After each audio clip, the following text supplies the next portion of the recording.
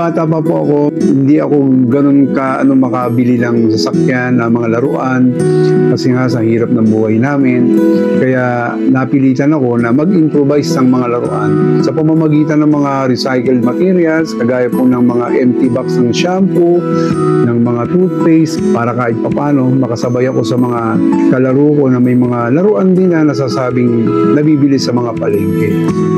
Ngayon po ay naisip kong mag-focus na sa ganito sapagkat gusto ko rin makatulong sa ating kalikasan na yung mga recycled materials na pwede nang ipansabay din sa mga nabibiling laruan sa mga palengke ay in-improve ko na. Tara po, samahan niyo po ako na gawin ang mga laruan na ito na ngayon ay kitang-kita.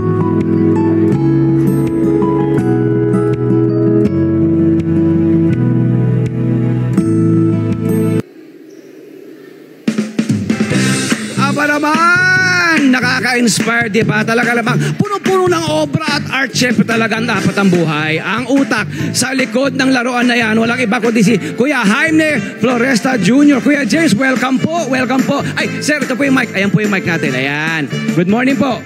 Good morning po sa lahat po ng mga manonood sa Love, Tony Pet and everything. Good morning po. Good morning po. Ito po gaano na po kayo katagal na gumagawa po ng mga miniature na mga toy cars? Kasi po, ito nakikita natin ngayon dito, mga miniature na tricycle to. Pero ang balita ko po, ang pinagmulan nito, gumagawa po kayo ng mga miniature cars po. Opo. Kailan po kayo nag-umpisa? Nagsimula po ako nung 1986 po. Okay. Ang edad ko po ay 8 years old 8 years old, opo. Dahil po sa kahirapan ng mga magulang ko noon, hindi po kami kayang i-provide ng talagang laruan, kundi yung sa pag-aaral lang namin. Opo. Para isa din po makatulong ako sa magulang ko, yung mga piraso po ng kahoy, lumang tsinelas. Mga scrap. Opo, scrap po, tsaka mga box po ng mga sabon. Ganyan opo, po. Opo. Ginagawa ko po siyang kotse, helicopter, at mga aeroplano po, mga ganun po. Ito po ay, siyempre, hobby nyo. Ito po ay bunsod na inyong talento. God-given talent po ito eh. Pero ginawa nyo po ito bilang hobby po. Hindi po ba ito pinagkakitaan? Ito po ay hobby lang talaga o eventually pinagkakitaan natin? Maganda negosyo idea eh. Opo. Nung bata po ako, para makasabay po ako sa mga kalaro ko na kahit na simpleng laruan lang po ay nai-enjoy ko na. Opo. Ngayon po ay napagkakakitaan ko na. Bunga po nung bata po ako ay talagang na-develop ko na po siya. Ngayon po ay napagkakakitaan ko na. Ayun, yun ang maganda, hindi ba? Yung nag-enjoy ka na nga, nalilina nga yung art, di ba? Ang yung talento, kumikita ka pa. Ngayon naman, kayo ay nag-progress na sa iba't ibang klase ng mga transportasyon, ng mga sasakyan. Ito, tricycle. Nakakatuwa ito, tricycle. Ito po, meron tayong motorsiklo. Ito po, meron yung tricycle. Ito, jeepney. Ito, jeepney. Ito, jeepney, oh. Ayan, di ba? May jeepney pa tayo riyan, oh. Paano po tayo napunta rito? Ibang mga sasakyan na to? Dahil po sa kasabay ng pag-unlad po ng panahon po natin ngayon, meron na pong mga Sintra board, mga ganyan po na mga piraso. Oo. Kaya mas i-develop ko na po siya sa mas matibay po na pamamaraan. Tama. Ano pong materials ang gamit na natin ngayon? Dati po sabi nyo, scrap na mga wood, metal, mga kahon ng sabon. Pwede yun eh. Yun para pwedeng body na ng kotse. Ito po, ano material ginagamit natin dito? Kung makikita po ngayon ninyo sa ating lamesa, bahagi po ng paper plate. Ayan, yan ayan. Po na, pengi pong camera rito. Opo. Ayan. Sa halip na po ay itatapon na, tinabi na lang po natin. Ito yung material. Sa material Opo. tayo. Ayan. So ito, pwede mga naman paper plate. Opo. Tsaka barbecue stick po, tsaka straw po ng juice. Okay. Stick po ng lobo. At pwede to, pwede, opo, oo. Tsaka mga piraso po ng mga alambre na tinapon na po ng mga construction. Tama. Opo. So, na-repurpose natin, ano? Yung mga bagay na akala natin patapon na, nagagawan natin ng bago, di ba? Pwede natin tayong gumawa ng bago. Laruan, mga gamit, hindi po ba? Ito, syempre, glue, di ba? Meron tayong hot glue rito. Halimbawa po, ito po, ano pong ginagawa po natin ngayon? Ayan. Dito po ay nag-cut na po tayo mula sa ritaso po ng Sintra board na dapat ay itatapon na. Kesa po itapon, ang magdulot pa po ng baha sa ating kapaligiran, ay minarapot na po natin gawin na sidecar po ng tricycle. Oo, so pwede, ito Opo. yun, ano? Ito yung, Opo. ito na yung mismo yung kunyari yung motorsiklo. Opo. Ito po, yari po sa styro, Opo. at saka sa mga straw. Opo, stick po ng lobo. Ito stick ng lobo. Ito, Opo. ito naman po yung body. Ito po yung Opo. magiging sidecar. Ano po? Opo. Tapos po niyan, ano po pwede natin, paano natin gagawin yan? Pwede natin pakita po. Sige, Opo. ako na po magmamic. Ayan. Ayan. So, ito po yung mayroon tayong, ito po yung anong part ito? Nag-cut na po tayo ng magkabilang side po ng tricycle po. Left side and right side po. Tapos po ay ididikit na lang po natin. Okay. Ito pwede natin, ito gagamitin natin. Ayan pong ating glue gun. Ayan. Opo.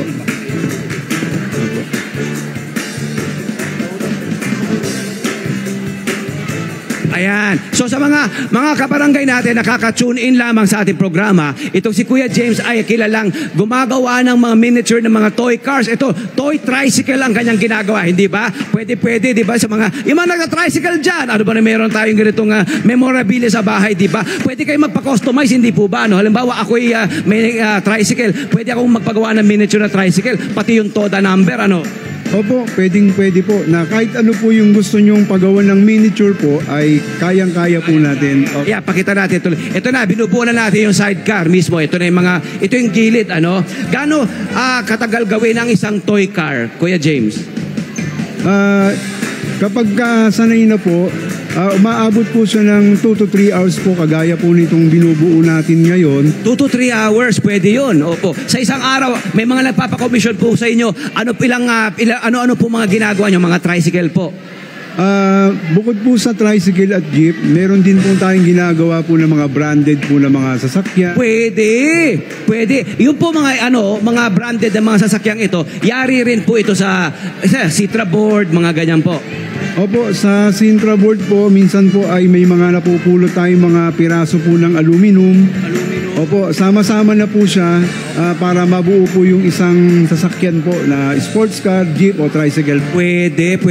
Kung halimbawa po ako ay magpapagawa, dito na tayo sa tricycle, wag na tayo lumayo dito sa tricycle na ginagawa natin. Magkano po ang isang toy tricycle? Yung kagaya po ng nasa screen po natin ngayon ay 300 pesos lamang po siya. Opo. Okay. Ang puhunan lamang po natin dito ay yung glue stick po na nakikita po ninyo sa ating harapan. Na nakatulong na po tayo sa kalikasan, nagkaroon pa tayo ng income sa pang-araw-araw po natin. Ayun. Tama. So, lumalabas 300 pesos, pwede na yun, ano? Tapos po ito, so ginagawa na natin, pwede natin buuin. Kapag ito ay nabuo na natin, halimbawa, pwede po tayo magdikit pati. Ito yung maganda Ito yung harap Ito yung nilalagay natin ng kunyari, Barangay Bagbag. Okay, Novaliches, QC 012, di ba? Yan ang nakalagay, di ba? Parang ganito. Di ba? Yan ang ginagawa natin, yung harap na bahagi, yung harapang bahagi. Paano po natin nasisiguro ang quality, ang kalidad dito, ang tibay po ng ating tricycle? Kapag halimbawa po ay tricycle na ganitong gagawin po natin, buong Sintra board po ang ating gagamitin. Apo. Yung pinakaupuan po niya sa loob, kagaya po ng nasa loob po nito, siya po yung styrofoam na galing po sa appliances po. Okay. Para hindi po siya din maging kalat na lang po sa ating kapaligiran, kapakinabangan pa rin po na magagamit natin bilang pangkabuhayan din po. Tama. So, ang tibay na sinasabi natin, tinatanong natin, di ba? Yung tibay ay nasa pulidong pagkaka-glue, di ba? Siyempre. Kasi glue gun lang ang ating ginagawa. At siyempre, yung tibay mismo ng material, hindi po ba? Yung durability. Kasi given na po, kabarangay, ang durability nito, kasi meron tayong matibay na bakal, matibay na scrap na Citra board, matibay na plastic na handle ng lobo, hindi ba? Matitibay na siya. Nasa sayo talaga, dapat pulido na ang pagkakadikit-dikit nito. Ayan, sa mga kabarangay natin na nanonood, ayan na, hinihiwa na niya gamit ang ating, mag-iingat lamang sa paggamit ng mga ganito ha. Sa mga nanonood, mga kabataan, magpapatulong po tayo sa mas nakatatanda ha. Mag-ingat sa paggamit ng glue gun at kung ano-ano pa mga gamit na pwede na mga ipagamit sa ating mga magulang o mga nakatatanda. Magpatulong muna kayo. At syempre, sa mga nanonood ng mga adult natin dyan, magandang negosyo idea itong ginagawa ni Kuya James, hindi po ba? Opo, maganda po. Natututo na po tayong magkaroon ng art. Nakakatulong pa po tayo sa kalikasan at kumikita pa po tayo. Yun ang pinakamagandang mensahe, di ba? Nakakatulong pa tayo sa kalikasan kasi nababawasan natin ang kalat, ang basura. Hindi po ba, lalo na tayo nag-uulan, ang mga pagbabaha, hindi ba? Makakatulong tayo. Isipin nyo kung hindi lang Kuya James ang gumagawa nito, kung marami tayong gumagawa nito, marami tayong malaking may tutulong sa ating kapaligiran. Maraming salamat, Kuya James. Tanggapin mo po ang aming regalo mula sa Mar and Pen, Herbal Food Trading, at syempre ang ating mga bigas mula sa Net25. At syempre, kapag yan ay nagawa, ito na magiging itsura niyan. Yan pa rin yun. Tricycle na napakaganda. Laruan na pwedeng display, na pwedeng laruan, pwede ring pagkakitaan. Walang aalis po ha. Maraming salamat ha. Yan, ito yung bubong niya. Kumpleto na. Hello po mga Kanet 25! Si Kuya Tony Pet po ito mula sa Love, Tony Pet and Everything. For more Love, Tony Pet and Everything updates, just click on our subscribe button and follow us on our Net25 social media pages at Net25 TV and at Net25 Entertainment Facebook.